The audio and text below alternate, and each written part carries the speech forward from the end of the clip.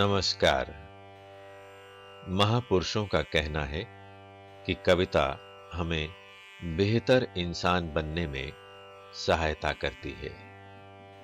इसलिए ये जरूरी लगता है कि कविता सब तक पहुंचे, सब कविता को जानें और समझें। विशेष रूप से हमारी युवा होती पीढ़ी अर्थात किशोर बच्चे कविता से निकटता बनाएं तो एक बेहतर समाज के निर्माण में उनकी भूमिका सार्थक हो सकती है। किंतु ऐसा तभी संभव है जब हम ये जान लें कि कविता है क्या। कविता का एक छोर जहां कल्पना को आकाश की ऊंचाइयों तक ले जाने की क्षमता रखता है, वहीं जीवन का यथार्थ कविता को धरातल पर लाकर खड़ा कर देता है।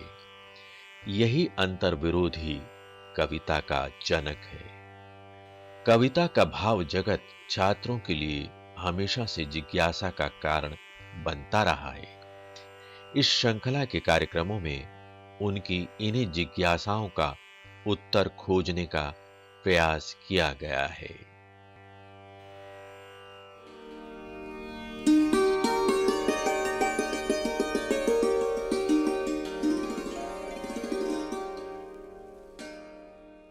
नमस्कार। कवि और कविता श्रृंखला में आपका स्वागत है। हमारा आज का कार्यक्रम है नरेंद्र शर्मा। ये पाठ एनसीईआरटी की हिंदी की पाठ्यपुस्तक अंतरा भाग 1 में संकलित है। सबसे पहले प्रस्तुत है कविता पाठ। कविता का शीर्षक है नींद उचट जाती है। जब तब नींद उचट जाती है, पर क्या नींद उचट जाने से रात किसी की कट जाती है?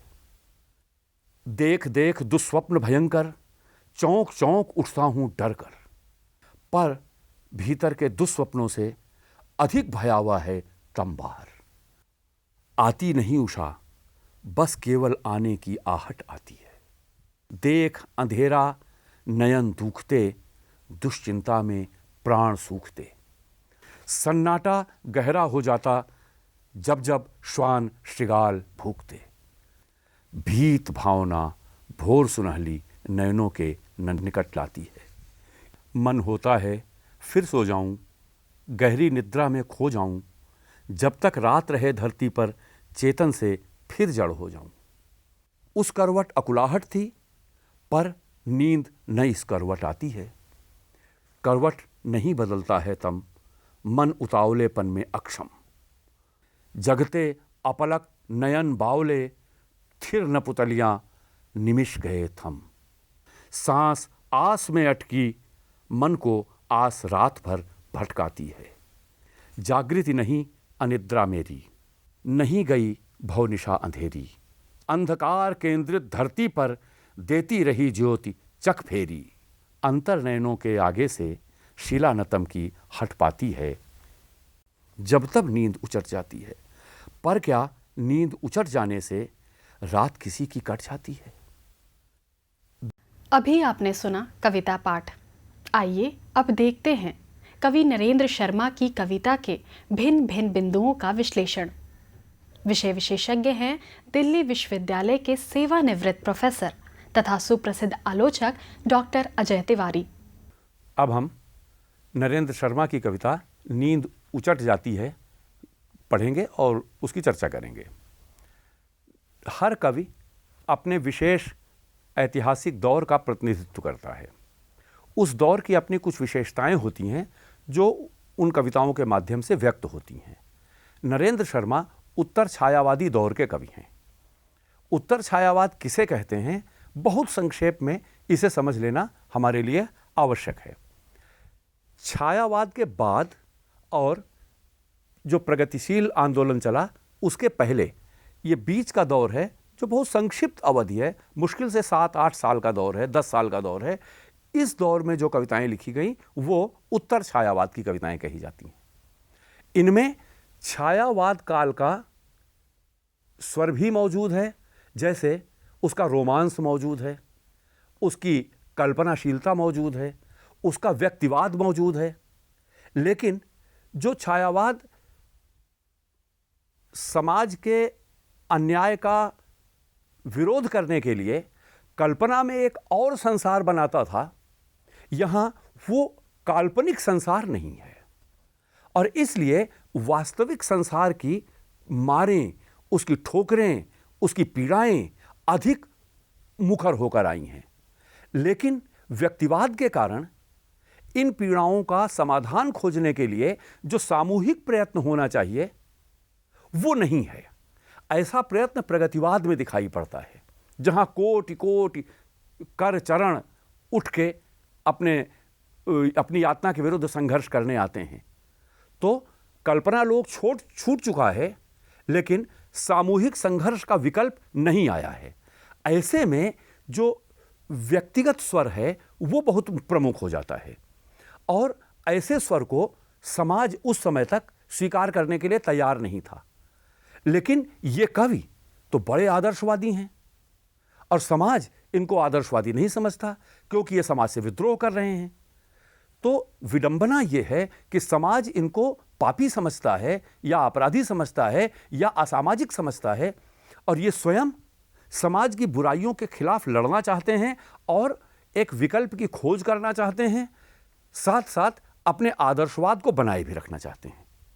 ये समाज की पतनशीलता का भी हिस्सा नहीं बनते और समाज से विद्रोह करके पतन के रास्ते पर भी नहीं जाते।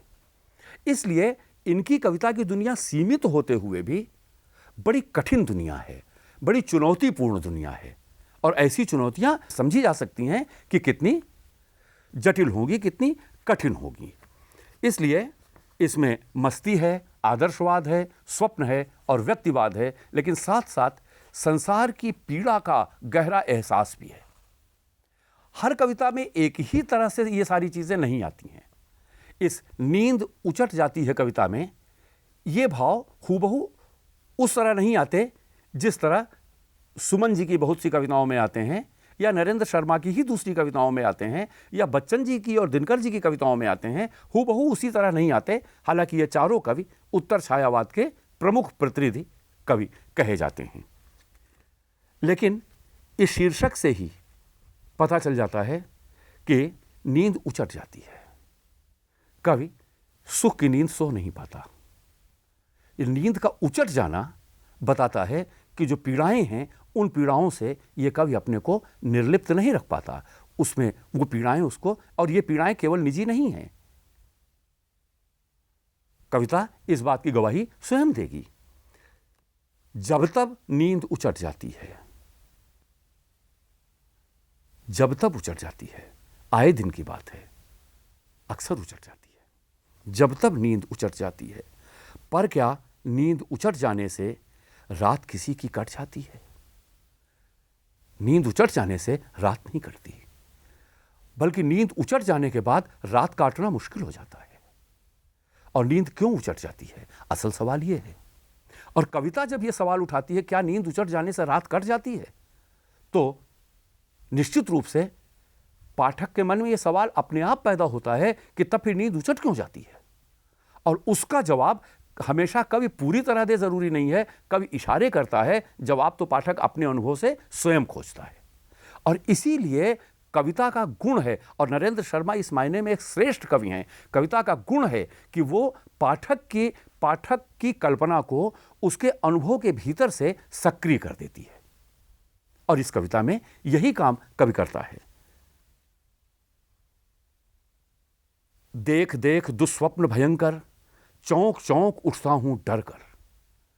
अब यहां तो उत्तर काफी हद तक कवि ने दे दिया है कि दुस्वप्न आते हैं, मैं डर कर चौंक उठता हूं। और दुस्वप्न कब आते हैं? जो होना चाहिए वो नहीं हो रहा है, जो नहीं होना चाहिए वो हो रहा है। जब जब ऐसा होगा, जब जब सुप्रीम कोर्ट कहेगा कि व्यक्तिगत आजादी संविधान का दिया हुआ अधिकार है और आप अपने विचार व्यक्त करेंगे और कोई आके गोली मार देगा, और उसके बाद इसका समर्थन करने के लिए कुत्ते और कुतिया बनाए जाएंगे आप, तो आप कल्पना करें कि दुस्वप्न का समय होगा कि नहीं होगा। ये अंग्रेजी राज में था, यह आज़ादी के बाद था, ये वर्तमान में है, ये भविष्य में भी हो सकता है। और इसीलिए कविता एक स्थिति का वर्णन करती है, लेकिन उस तरह की अनेक स्थितियों पर लागू होती है। उसके अर्थ में इसीलिए अनंत संभावनाएं होती हैं और हर बार वो अपना नया अर्थ आविष्कृत करती है, नए अर्थ का आविष्कार करती है, नया अर्थ समय उसके साथ अपना खोजता है। देख देख दुस्वप्न भयंकर, चौंक चौंक उठता हूं डर कर, पर भीतर के दुस्वप्नों से अधिक भयावह है तम बाहर। तम माने अंधकार। जो बाहर का अंधकार है वो भीतर के दुस्वप्नों से अधिक भयानक है। जाहिर बात है, कभी कह तो नहीं रहा है, लेकिन स्पष्ट है कि बाहर जो अंधकार है उसी के कारण मन के भीतर ये दुस्वप्न है, ये भय है। और इस तरह जो बाहर का वातावरण है और जो मन के भीतर का भाव है, दोनों एक दूसरे से जुड़े हुए हैं। और वो समय ऐसा है गुलाम देश का, और उस गुलाम देश में रूढ़िवादी समाज का, जहां बाहर ज्यादा अंधकार है और उस अंधकार से लड़ते समय भीतर भी दुस्वप्न अधिक आते हैं। आती नहीं उषा, बस केवल आने की आहट आती है। अंधकार होगा तो उषा आएगी, भोर आएगी, लेकिन उषा नहीं आ रही है, उसकी बस आहट आ रही है। और ये जो आहट है ये जिलाए रखती है। इतने बाहर भीतर के अंधकार में ये जो उम्मीद है उषा की, ये उषा की आहट है, यही जिलाए रखती है।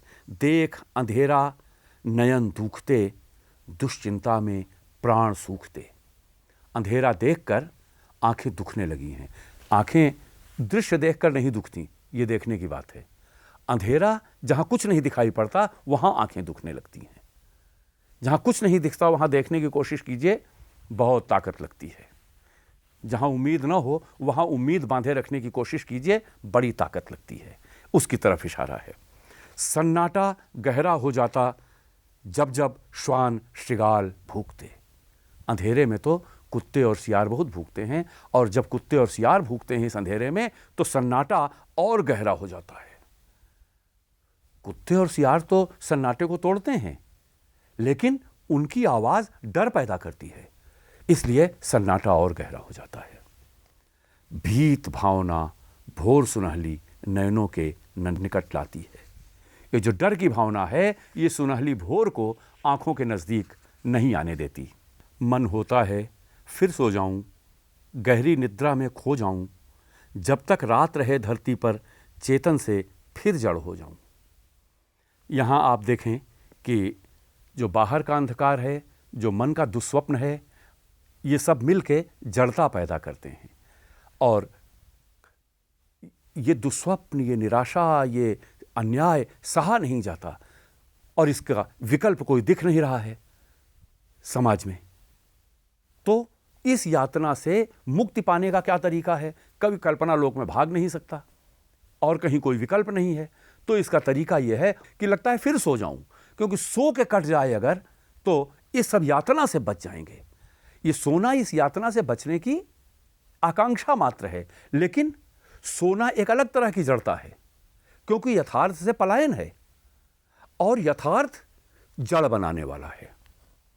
तो इतनी कठिन स्थिति है, इतनी विषम स्थिति है कि जड़ता भीतर बाहर व्याप्त है, और उससे बचने का जो उपाय है, यानी जागरण और सोना, ये तो एक पारिभाषिक शब्द भी है ना। तो जागना तो चीजों के प्रति सचेत होना है, और सोना चीजों के प्रति अचेत होना है। तो फिर सो जाऊं तो ये भी तो, सोना भी तो जड़ता ही है, अचेत होना जड़ता ही है। तो इतनी कठिन स्थिति है कि आप जागते हैं तो हर समय जड़ता से टकराना पड़ता है, और आप उसकी यातना से बचना चाहते हैं तो अपने को जड़ बनाना पड़ता है। और ये कवि अपने को जड़ नहीं बनाना चाहते, और ये कह के जो इस तरह अपने को जड़ बना लेते हैं उनकी जड़ता पर एक तरह का आघात करते हैं, उनको सुझाव देते हैं कि तुम इस तरह जड़ हो रहे हो। उस करवट अकुलाहट थी, पर नींद नई इस करवट आती है। उस करवट लेटने पर जागरण में व्याकुलता है, और इस करवट नींद आती नहीं है, नींद तो उचट जाती है बार बार। और इस तरह इस यातना से मुक्ति का कोई रास्ता नहीं दिखाई पड़ता, कोई उम्मीद नहीं है, कोई विकल्प नहीं है। इस तरह ये जो कामना है ये असल में जो नहीं करेगा कवि उसकी तरफ इशारा है, लेकिन लंबी असफलता से जो निराशा मिली है उस निराशा का पता हमें इससे चलता है। करवट नहीं बदलता है तम, मन उतावलेपन में अक्षम। कवि तो करवट बदल लेता है लेकिन दोनों हालत में वो व्याकुल है, लेकिन अंधकार करवट नहीं बदलता, क्योंकि अंधकार करवट बदलेगा तो रोशनी आएगी, उषा आएगी। जगते अपलक नयन बावले, थिर न पुतलियां निमिष गए थम। मनुष्य करवट बदल ले, परिस्थिति करवट ना बदले, कैसी विडंबना है। पुतलियां स्थिर नहीं हैं, निमिष यानी जो क्षण है, पल है, समय है, वो थम गया है। अंधकार अगर करवट नहीं बदल रहा है तो ये जो यातना का समय है ये थम गया है। और ये यातना, जैसा मैंने अभी इशारा किया कि देश की पराधीनता की यातना है और सामंती रूढ़ियों की यातना भी है जो समाज में छाई हुई हैं, जिनके कारण व्यक्ति स्वतंत्र नहीं है और इस स्वतंत्रता की लड़ाई बड़े दिनों तक उसे लड़नी पड़ती है। जगते अपलक नयन बावले, थिर न पुतलियां निमिष गए थम।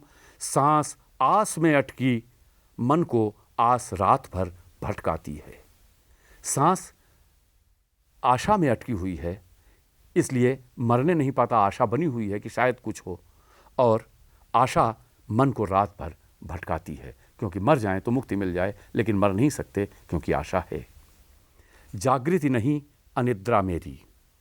ये जो अनिद्रा है ये जागरण नहीं है। अनिद्रा, जागरण तो चेतनता है, अनिद्रा व्याकुलता है। तो चेतनता और व्याकुलता का अंतर इससे स्पष्ट कर देता है कवि। तो कवि जागृत रहा लेकिन संसार का अंधेरा नहीं मिटा, इसलिए वो जो जागरण है वो व्याकुलता पैदा करता है। इसलिए ये पूरा जागरण नहीं है, ये व्याकुलता है, बेचैनी है। जागरण तब होता जब उसके इन विचारों को सहयोग मिलता और परिस्थितियां बदलती। नहीं गई भवनिशा अंधेरी, संसार की अंधेरी रात मिटी नहीं। अंधकार केंद्रित धरती पर देती रही ज्योति चक फेरी। धरती पर तो अंधकार डट के मौजूद रहा और जो ज्योति थी वो चारों तरफ चक्कर मारती रही। ये जो चारों तरफ ज्योति चक्कर मार रही है, आप जानते ही हैं कि सूर्य के चारों तरफ परिक्रमा करती है पृथ्वी, तो पृथ्वी के चारों तरफ से सूर्य की रोशनी आती रहती है। उस बिंब को इन्होंने इस रूप में, मैंने अपने अनुभव के इस संदर्भ में परिवर्तित करके दिखाया है। और सूर्य के उदय होने पर बहुत कविताएं, बहुत अच्छी अच्छी कविताएं लिखी हैं उन्होंने। इनकी बहुत प्रसिद्ध कविता है जो बाद में फिल्म का गीत भी बनी, ज्योति कलश छलके। तो वो अद्भुत गीत है। ज्योति कलश सूर्य है, वो छलक रहा है। तो देती रही ज्योति चक फेरी, अंतर नयनों के आगे से शीला नतम की हट पाती है, नींद उचट जाती है। तो अंतर मन के आगे से, अब यहाँ आप देखें स्पष्ट रूप से कहता है, बाहर तो अंधेरा नहीं करवट बदल रहा है, इसीलिए अंतर मन के आगे से भी तम नहीं हट रहा है। अभी आप देख रहे थे NCERT की हिंदी की पाठ्यपुस्तक अंतरा भाग 1 में संकलित कवि नरेंद्र शर्मा और उनकी कविता पर आधारित ये कार्यक्रम। इसकी विवेचना कर रहे थे डॉक्टर अजय तिवारी।